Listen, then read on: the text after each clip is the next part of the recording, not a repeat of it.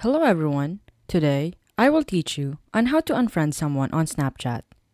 First, launch the Snapchat application on your Android or iOS device. Go to the Message tab within the app. Open the chat of the person you want to unfriend. Tap on the person's profile icon within the chat.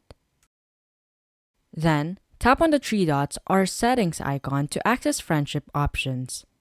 Then, select the option labeled Manage Friendships from menu. To remove a friend, tap on Remove Friend to unfriend the person. Then, confirm the action when prompted. By following these steps, you can easily unfriend someone on Snapchat. Remember that there is no unfollow option on Snapchat, only the option to remove someone as a friend. Then, that's all. If you found this guide helpful, please don't forget to like, subscribe, and hit the notification bell for more updates. Until next time, see ya!